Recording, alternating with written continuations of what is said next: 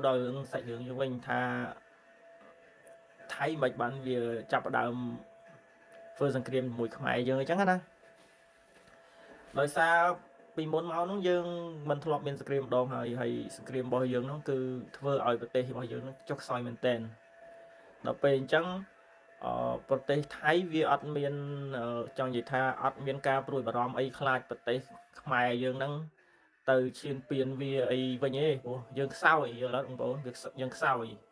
ដល់ឥឡូវនេះចូលដល់ប្រហែលឆ្នាំនេះឥឡូវប្រទេសរបស់យើងកំពុងតែអភិវឌ្ឍឡើងលឿន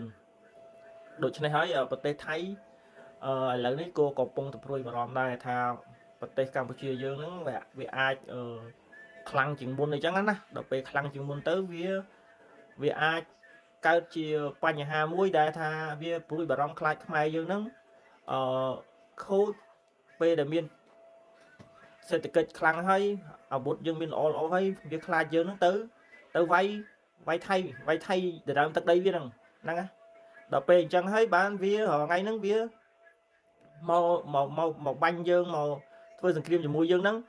វាមិនមែនថាវាខ្លាំងទេការពិតទៅវាមកចង់ធ្វើតេស្តអាយុនិយាយខ្លីទៅវាចង់ធ្វើតេស្តយើងណាវាមកធ្វើតេស្តយើងវាមើលយើងថាតើយើងខ្លាំងអត់អញ្ចឹងហើយទី2ហ្នឹងវាចង់មកបំបាក់យើងប្រទេសយើងកំពុងតែរីកចម្រើនណាវាចង់មកធ្វើឲ្យយើងហ្នឹងទៅដោយការចំនួនមុនហ្នឹងចំនួនពីមុនណា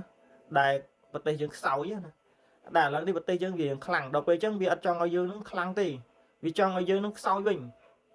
ដល់ពេលអញ្ចឹងបានវាមកបកគោសង្គ្រាមឲ្យយើងហ្នឹងបែកបាក់គ្នាឲ្យយើងបែកបាក់គ្នាឲ្យប្រទេសរបស់យើងហ្នឹងវាខ្សោយទៅវិញណាវាធ្លាក់ទៅវិញណាដល់ពេលប្រទេសណាក្រៅបងប្អូនវាអត់ចង់ឲ្យយើងហ្នឹង